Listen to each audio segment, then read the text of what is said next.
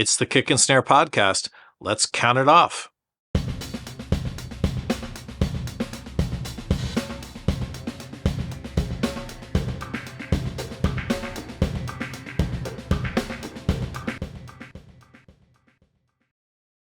My guest today is Gary Jones. Gary is the CEO and co-founder of MediMusic, and MediMusic is prescribing music as medicine.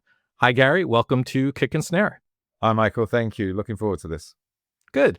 I'm fascinated by what you're doing. I mentioned this in our sort of little pre-session, but we'll keep it high level today, and I'm hoping you'll come back and perhaps spend a little more time with me, and we can get deeper into the business and your history. Great. So tell me more first about MediMusic, what you're doing, who you're doing it for, what's cool about it. Let's assume that people are tuning in for the first time know nothing about the company. Okay. Well, it's been a 10-year journey for me. It started back probably longer than that, 2016, 2014, 2016. I ran Sony Music Unlimited streaming platform, Music Unlimited across 19 territories for 4 years, and met Professor Mark Seiler from Queen Mary University, London, who introduced me to music information retrieval algorithms. And I come from a musical family. I've sold cheesy stings to cable stations in the US with a writing partner for beer money and Christmas money, which I haven't done for a while now.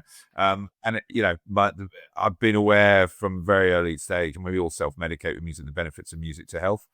And when Mark showed me what effectively the MIR algorithms do, which is, extract the digital DNA of a piece of music, I thought, wow, maybe we can mimic the human brain's response to music and dispense it as a proper therapy or as a proper medicine, rather than just a self-medicating thing. And of course, AI hadn't been developed then, but the advent of AI in recent years has completely blown up and changed it all. Tell me about where you are in the process. I understand that you're in the go-to-market phases, and I don't know precisely where. It'd be interesting to know, because I imagine for anything that will be dispensed within a medical context, there's probably a lot you have to do to be ready for market, more so than typical tech businesses. Tell me about that. Yeah, absolutely. And it varies. I mean, obviously we're based in the UK. You can tell by my splendid English accent. But it's easier, actually, to be fair, it's easier with the FDA in the US, to get the kind of qualifications and the approval process that we need. In the UK, it's a bit more disjointed.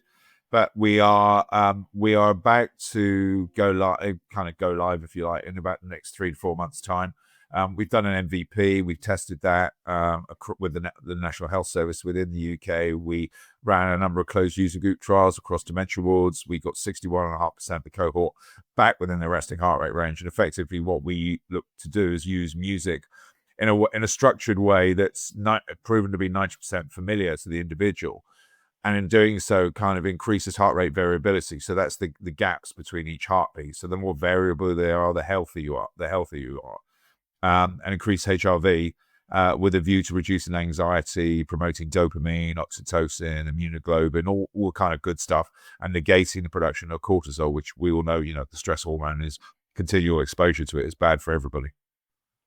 That's fascinating. So yeah, self-medicating with music, certainly we all do it. And so if I understand you correctly, ultimately the idea here is to create something that's a familiar sort of experience for a patient. Personalized, completely and utterly personalized. So we also create playlists with 2 bits of data. I know that process is built off the back of a systematic review of a number of academic papers that look at how we consume music and when our halcyon day track is, what year it falls. It's different for men and female because our physiology is different. So the way that males and females process music is actually different. How social events like punk in the 70s may influence it, how our tastes change over time, Sure. The type of listener we are. And this is all built into an algorithm and including, sort of ethnic background and religious background as well. So 2 or 3 bits of data that a care worker within a hospital or a nurse can get quite easily, that not necessarily confidential. And it also creates a playlist we show to over 97% relevance.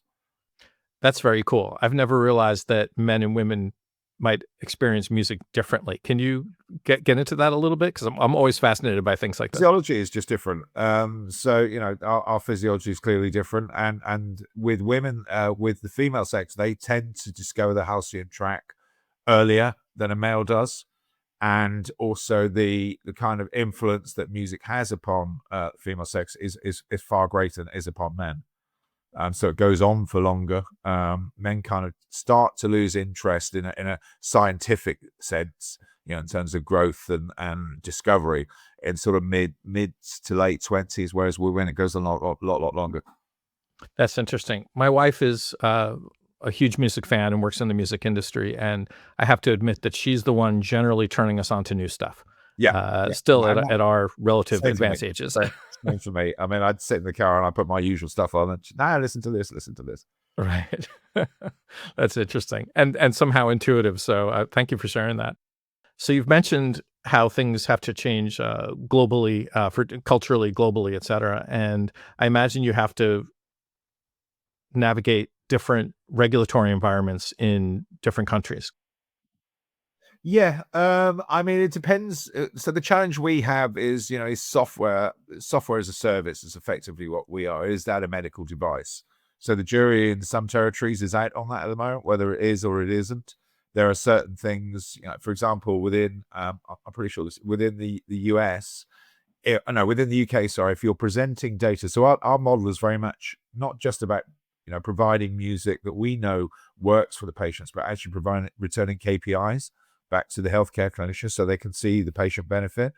They can see the cost benefit, if there is a cost benefit. And we use a number of clinical scales to justify that, plus the research that we do. So we're always doing trials. We've got one coming up later on this year that looks at the effect of music upon opiate tapering within chronic back pain, and whether music can actually reduce opiate consumption. What's the cost benefit of that? There are a number of studies out there in other areas that look at the cost benefit or the cost of anxiety and dementia. And we kind of tie into that. This is the cost benefit by showing that if you reduce the amount of anxiety an individual gets, then you're returning an ROI, or investment, return on investment, to someone who buys our service. So we're very much about that. There's no way we do it any other way. I mean, it's not. There's no point just putting something out there and say this is what it does without having the science behind it and then the stats to back it up. But to your earlier question, in the UK, for example, if we present the stats to a clinician as an Excel table, which they then look at it and subtract the data from or process themselves, we don't need a certain type of individual within the organization I forget what they call it, as clinical safety nurse and data nurse. But if we do present it as KPIs on a screen, then we do need that individual within our organization. And that it's those kind of things. I mean, it's ridiculous because all we're doing is taking data that someone like a doctor would use, put it through AI or through chat GPT and say, well, give me the data analysis of this. I mean, but that's the kind of things you have to go through. And then you start getting to hardware. We've looked at hardware. Hardware is key for us in some ways because a lot of hospitals don't want devices lying around. They don't want branded devices because they get stolen. They don't want multiple power supplies. What they want is something that's rack mounted, that connects via APIs into a patient management platform. And on the screen, you got the patient's name. You just pick the device up, give it to the patient, connect a wearable if they're in a position to have that wearable. And that's our biofeedback loop. We're always trying to collect data where possible. And then put it back, and it all gets processed, and the data is presented back to the clinician. So there are a number of challenges in that, and because of the digital therapeutics and that ilk of service provision is still very, very new, both here in the US and globally. Then there are still quite a few hoops to jump through, and there's still a lot of uncertainties. Got it. That's interesting stuff, and I can imagine challenging at times. But with any product, you have to ultimately make it fit for the customer and where they're going to use it. But here you have a pretty complex and context in which to insert yourself. And you've got to make sure what you're doing the right thing. You've got to have product market fit. There's no point doing it if nobody wants it. So there's that challenge there as well in terms of identifying that first. But to identify that first, you need to get it into a vertical to see if there's a fit. And it's kind of this loop that frustrates us. Constant iteration to make it work. Yeah. So let's look 5 years out. What does success look like? And I don't necessarily mean financial, economic success, that kind of thing. When do you know that you have product fit, and where do you know that you're doing something good for the world? Interesting question. So, I mean, I think without fail, none of us are really doing this for the money. I mean, we're all pretty seasoned and have our, we have our mortgages and stuff. This is about seeing something that works. And at this, I don't mean to quote another colleague of yours, but another journalist asked me the same question, and the answer was quite simple. When I'm sitting in palliative care, dying of cancer, which most of us are probably going to do at some point, no looking at what the stats are, I get handed a MediMusic device that helps ease my pain, and that the day that happens, there's a day I know it's worked. That's a good vision and a beautiful thing to consider. Not necessarily so I don't want to go through too soon, but life being what it is, that we have to be realistic. But yeah, I mean, being in a situation in a hospital where somebody hands me a MediMusic device to reduce my pain, right? That's Understood. what my works work. That's how you're really having some strong impact. Yeah, that's exactly. doing something good. I think that makes a lot of sense. I'm going to shift gears here just to ask you a few questions about Music Technology UK. You're a member of the organization. Can Yep. you tell me how you are involved with the organization, what benefits you see from the membership, that kind of thing? Yeah, I mean, MediMusic's been involved pretty much from the start, really, with Matt and the gang. What they're doing, they're trying to make a difference. The challenge here, and probably the same in the US to some extent, is kind of getting a group of individuals together that are music technologists, not artists, not producers, and looking at what the market requires for those companies and those individuals involved, and what the benefits are to outside of it to their customers. And I think that's the focus that MT UK brings. It's very much looking at what are the challenges in terms of music technology companies getting accepted, both from the labels, the publishers, right the way through to the end user. How can we all collectively work together? And they put some really good round table discussions together. They put some really good one-to-ones together that I think what they're doing, and they're not that old as an organization, and what they've done so far is really super impressive. That's great. And my observation, having worked in and around music and tech for a while, is that many founders of music startups, people who have some great ideas, often come to the market without fully understanding the intricacies of licensing and IP and things like that. It's a very complex industry. What do you mean I can't use the song? Why do I have to pay a songwriter? They don't understand how things work well enough to sometimes navigate as efficiently as they need to. So having a resource like Music Tech UK, especially for those who don't have your industry experience, is probably a huge value. Yeah, agreed. And I think now more than any, it's needed. A collective voice is needed, because the labels need to understand this is a thing, this is happening. AI. I know that they're very nervous about generative AI, and understandably so, but the AI is used outside of that kind of music generation space. Within music, we're a good example of that. And I think the labels need to look at technology companies and the cost of acquiring those licenses and everything else a lot in a lot more granular and a lot more sympathetic way than they might necessarily have done in the past. That's me being diplomatic. Yeah.